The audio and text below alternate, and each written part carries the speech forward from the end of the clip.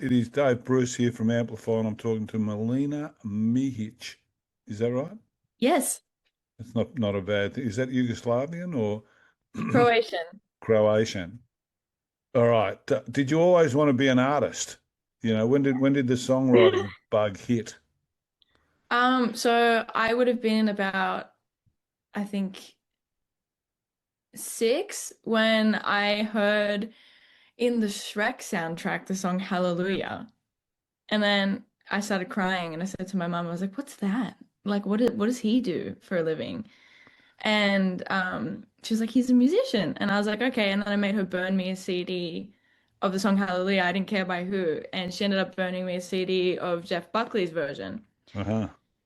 And I would listen to it on repeat for months and months and months. And then I was like, yeah, I want to do that. And my mom was like, that's great. But she'd never heard me sing because I was very shy. And then the second that I did start singing and she had heard me singing on the couch one day, she was like, okay, put me in That's it. lessons. And that was kind of it. That's But it. You're the next Taylor songwriting Swift. wise, yeah. But songwriting wise, I think I would have started around 13, not really seriously, but I started taking it very seriously at 16. Okay, okay. And can I ask, I don't know, you're not supposed to ask people's ages, but how old are you today? I'm 23. Oh, so you're almost gone. You're almost finished. 23. I can't remember 23. It was too long ago. So did you ever see the just on the side the Hallelujah version by the four Swedish or the Norwegian guys sitting around and they've all got perfect voices and they've got guitars and they sing the different parts. You've got to look it up. I will. It is just magnificent. You have to look it up and tell me what you think. Yeah, amazing. All right, so let's describe your journey. I tell people that have been around for 30 and 40 years to briefly describe your journey, but it might be a bit easier for you because it's only been less years. So what's taken place and just a brief synopsis of where we've gone. So, I started officially writing the EP that's going to come out about 4 years ago, officially. But I started it at 17 and I started with the song Stay With Me. And I think that's when I went, okay, I want to take this seriously, but at the same time, I have a lot to overcome as a person. Like I have really terrible stage fright, which is not good for any performer. And like it's just so vulnerable. Like the type of music I wanted to make was just really like intimate. And I'm like, okay, well, if I'm gonna be comfortable enough to share that part of myself publicly to whoever wants to listen, I need to toughen up a little bit. So, I once again was talking to my mom about this, and she was like, "Well, I bet that you wouldn't go on The Voice." And Cool. I was like, yes, I would, because I wanted to win the bet. And so I did go on The Voice briefly in 2021 when I was 17. I got 4 chair turns on the show, which was great. But my season had something called the cut. So it was basically the blind audition, the cut, and then the semi-final. And I got cut at that point. But it wasn't really about winning for me. It was just No. about doing the initial thing. So it was a really rewarding experience for me. And then I ended up meeting up with a mutual friend of mine who I'd known for years, and we started recording together. And then I met a bunch of people through that, which was amazing. And then I ended up falling into working with my producer now, Blake, who's amazing. And basically, I had had all these songs written and recorded and ready to go. And then I went, you know what? Like I want these to feel as me as possible. So I ended up reworking a lot of them and culling and doing basically taking everything and like ripping it apart almost so like I could get to the core truth of it that I really wanted to put out. And then the Man You Remember EP came out of that, which was beautiful. And in between, I did my debut show, my headline show, which was incredible. And I've just worked with a lot of amazing people and filmed some really funny music videos and stuff like that. So it's been really awesome. But that's pretty much my The story. journey from stepping into the industry until Cool, now. cool. Okay, so just to give you a bit of a heads up on stage fright, Lionel Mhm. Richie talks about the fact that once he left the Commodores, so he's been, all that, career, he was sick in his stomach every time he went and performed. He was so afraid and all that sort of stuff. And he spoke about it even up to when they put him in the Rock and Roll Hall of Fame. So this was like 30 years, 40 years later. He just spoke about how terrified he was of performing solo. And every time he performed solo, he felt that way. Now you would never in your life believe that that was the case. Yeah. So it's a common thing. The thing that you find out in these interviews all the time is things that people just don't realise or don't believe. I could tell you a million of them with different people that I've spoken to. So stage fright is very common. So I wouldn't worry Yeah. about that too much. The one Um, thing that I and I think heard, it's almost healthy. yeah, yeah, the one thing that I heard that helped me not like be afraid of feeling it was I can't remember who told me this. I think it was my singing teacher. He's usually the one that always gives me really good advice. But he said that stage fright is good because it means that you still care about Yeah, every yeah, performance, yeah, yeah, yeah, yeah, which yeah. I And think is awesome. Like I try to reframe it, and it's like, no, I'm not afraid. I just care so much. And as for you're going to have about four life changes or five life changes that you're going to think you're somewhere, and then 10 years later you look back and think I was nowhere, and then 10 years later you'll think I was nowhere. So it's really an adventure, and you stay in the moment, just collaborate with the moment, and I think that's going to be fine. How would you Yeah. describe your sound? It's been described as dreamlike storytelling, vulnerable lyricism, and richly textured soundscapes, intimate and cinematic. Is that a Yeah, I think that pretty much sums it up. I think a lot of for me, I think the lyrics come first with my music, because they're very much pulled from like my diary and like my life experiences or like stories that really move me. And I think that the song and the actual auditory world that you hear behind it is kind of trying to emphasize the feeling that the lyrics are meant to give you. Hmm, So like for example with Stay With Me, like I really wanted it to feel very like anxiety inducing and hmm, very terrifying the same way you feel when you're kind of in a relationship purgatory situation. sure, Um, so there's little like clock sounds in the background that you can't really hear, and there's little like ticking and things going off, and then even the like beat in the chorus is like supposed to be very much like feel like a heartbeat kind of racing. cool. It's Yeah. very it's very it's very thoughtful, and even though some people might not hear it, they hear it. Yeah. Because that's the one thing about, we might take in a few 100,000 bits here, but we're taking in billions of bits everywhere. And so I think that it all has an effect. It sort of has a cumulative effect of why do you listen to music? All of those reasons are in there. So I would encourage you to keep on thinking that way. That's very good. So artist music and which artist music has inspired you? I saw you said Jeff Buckley, which someone else said the other day, Phoebe Bridges, Elliott Smith. What Mhm. was it about those people that sort of inspired you? Yeah. I think that mainly I think the lyrics that they write are what inspires me the most because I think like there are lyrics that really are jarring to hear. Like for Jeff Buckley, like Lover, you should have come over. The one of the lyrics is like my kingdom for a kiss upon her shoulder, stuff like Yeah, that. yeah, yeah, And yeah, like Phoebe Bridges, she wrote a song where she said, I hate your mum.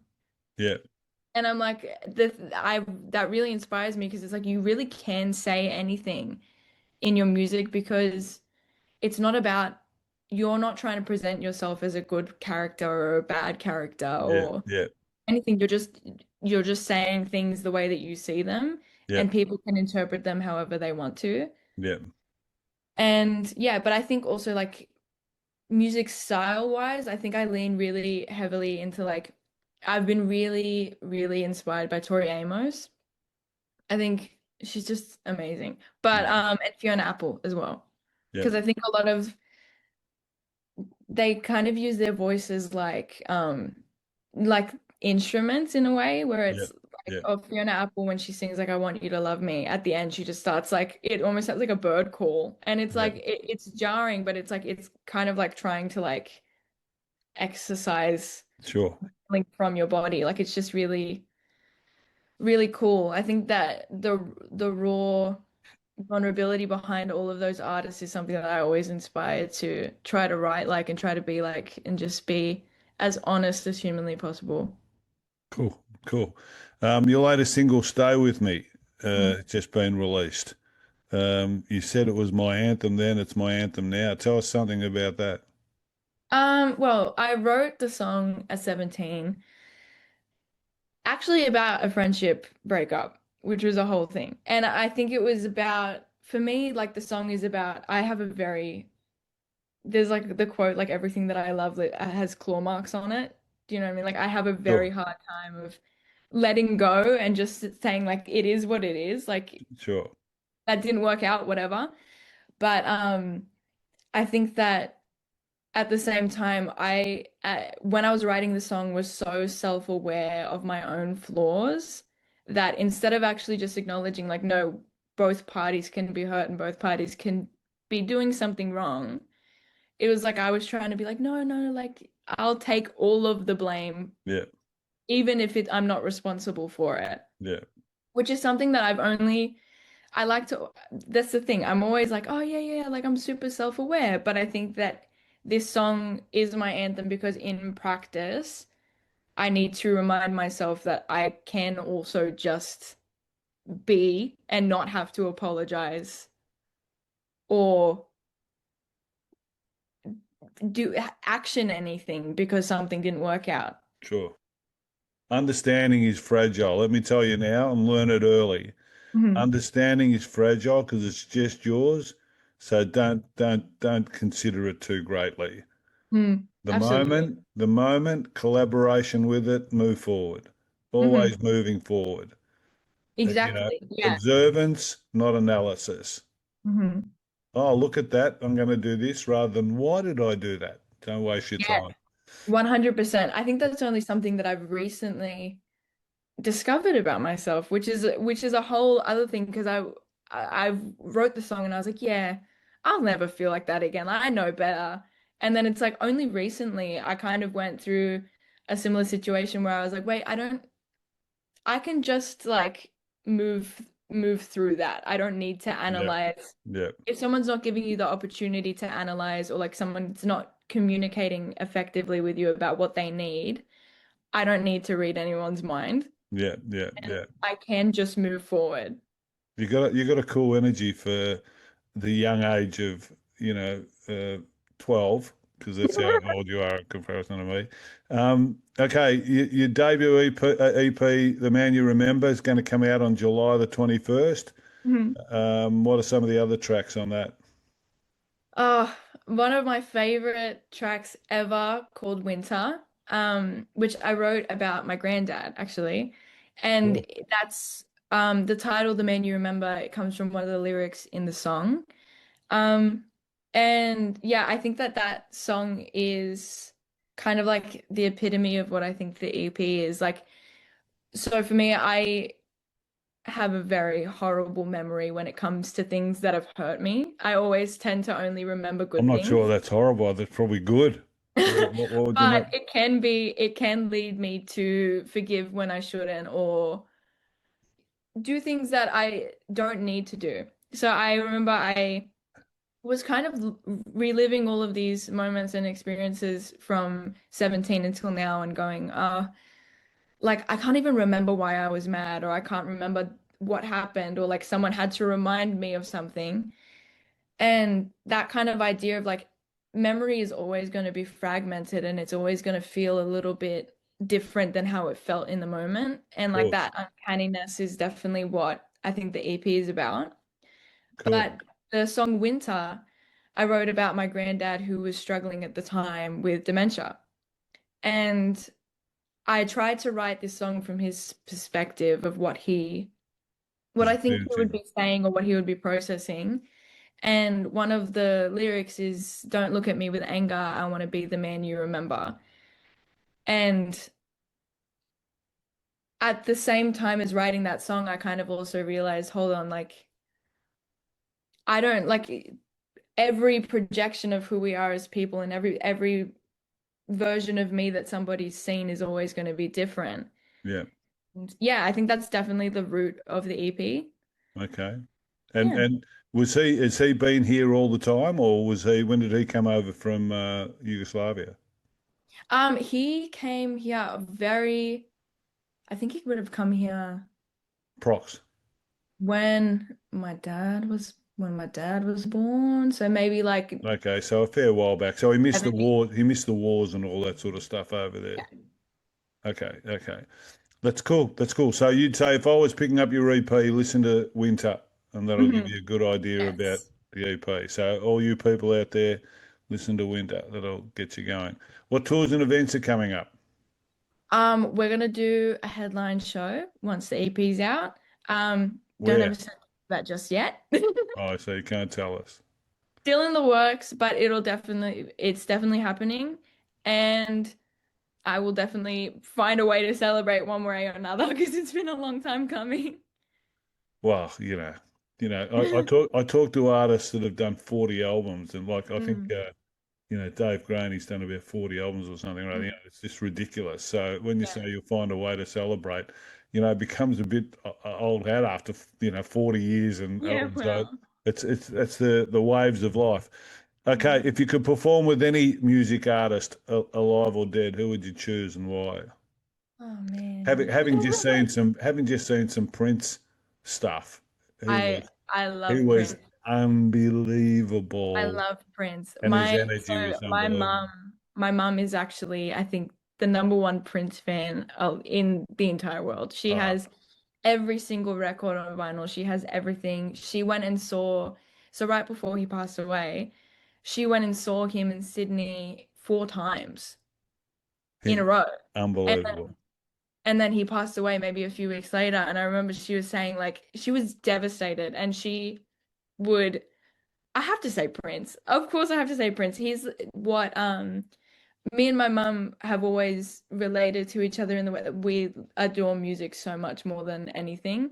Yep, And I think the same way she feels about Prince, I feel about Jeff Buckley. So I think yep, if it was up to me, Jeff Buckley or Prince. yep, yep. Definitely. Cool, cool, cool, cool. I just think about his. It's more than confidence. Mm, He just owned everything. Like I saw him in one of these performances with Jeff Lynne and like mm. four superstars from artists, and it was later, so they'd come from bands and they were on stage, and they started singing, and then he came out and he played this guitar riff which was Oh my ridiculous, gosh. Yeah, I know exactly what you're talking about. I know. ridiculous. And then he ended. He must have had a guitar tech in the audience.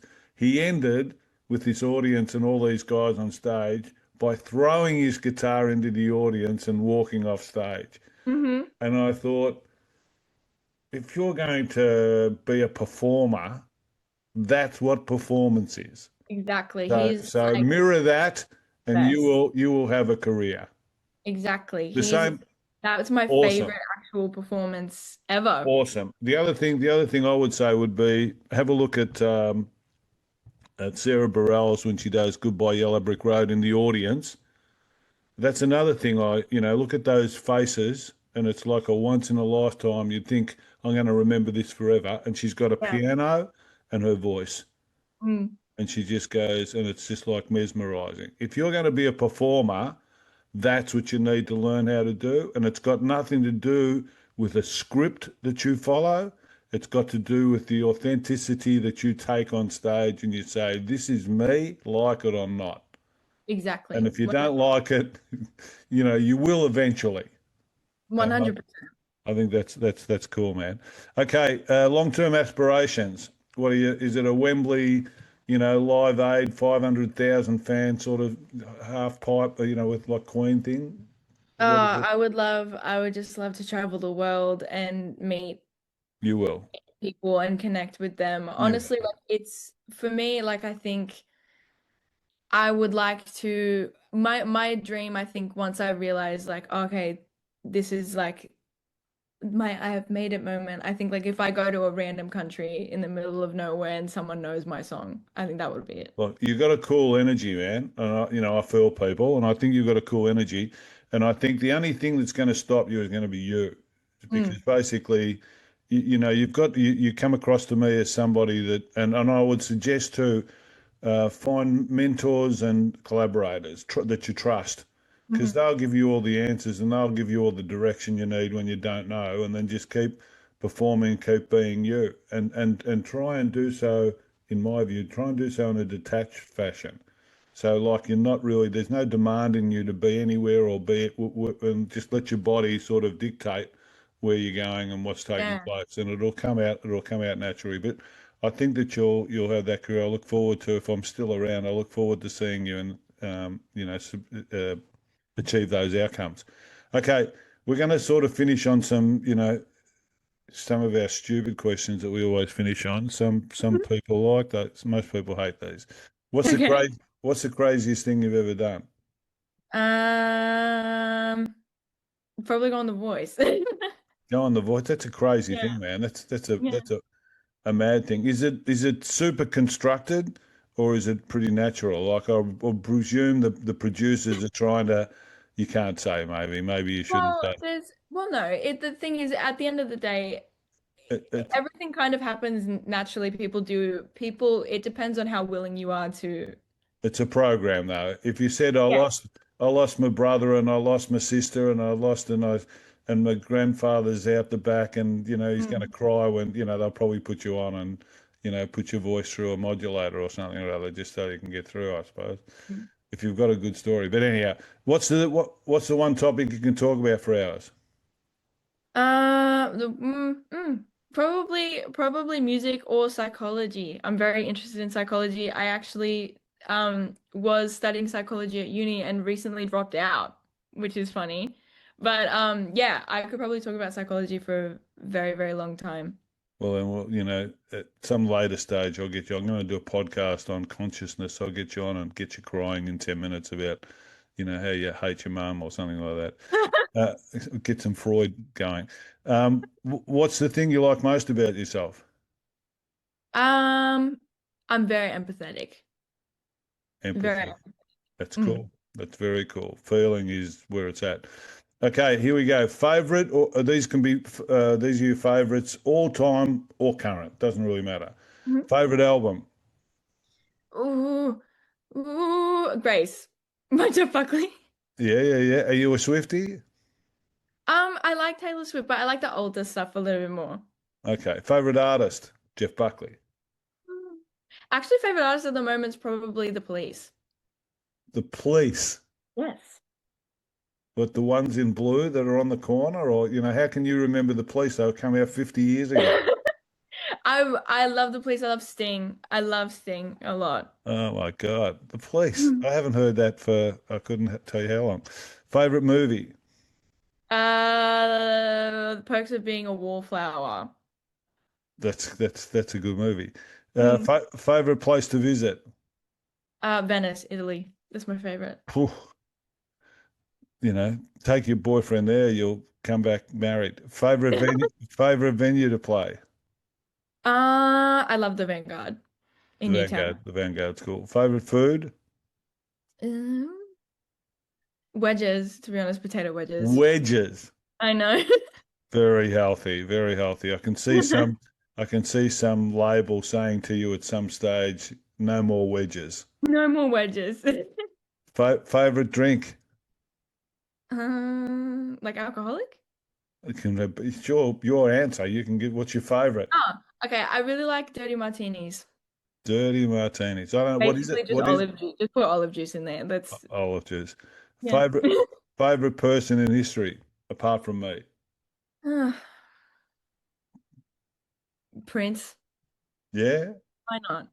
No, no, no. It's pretty cool. I'd probably say grandpa as well because he's Yeah. probably He's Oh wait, I probably can say family. I'd probably say my granddad, or I would say my nana. She's my she's the so. best. Now, are they both still here or not here, or So my granddad, is my dida, and my baka on my dad's side, they're both still here. My nana is still here, but my baba on my mum's side isn't. okay, okay, okay, the one with Alzheimer's, Mm. he's still He's here. still here. Yeah, he's still here, and he's still the best. My He's my talking very about that, funny. my sister-in-law's parents Mm. are Croatian, and Mm. you know, fantastic people. And he just the father just passed, but he was about 97, and the Yeah, mother's wow. back living with him at 94 or something or other. Mm. So there must be something in the oil in the food they make. And are you a clean skin or you got a tattoo? You wouldn't have a I'm tattoo. clean skinned. I think my mum would kill me, which is funny. But I remember I said to her, Really? oh, At 23, you've mm, just been sitting there saying, I know what I'm doing and I know where I'm going and I know what I'm going to do and I know this and I know that. And then I say, have you got a tattoo? Oh, no, my mum would kill me. oh, my mum wouldn't like it. But also, I think that I'm way too indecisive to actually want a tattoo permanently on my body that I would keep forever. Because I think that it would just change too much. Like even the style of tattoo, whatever. And I'm like, I just don't know if I can commit to anything that strongly enough to be have it permanent. Unless it's like I've always wanted to get my last name tattooed in Assyrian because that's my other half.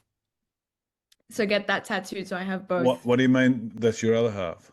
So my mum is Assyrian and my dad's Croatian. So I've always wanted to get my last name tattooed in Are they Assyrian. musical? Are they Sorry? musical? No. My mum loves music. My dad loves music too, but my grandmother sings, my nana. So you found it yourself. You Mm. weren't sort of driven to it by everyone at home or people performing and you turning up to their Yeah. shows or anything like that. No, it was That's very cool, much man. just me being inspired by Okay, my mum's music taste a lot. okay. Melina, you know Mhm. me. I've got to amplify, so keep in touch. And thanks for this. I think you've got a pretty cool energy. I think you're going to go as far as you want to go. It's up to you.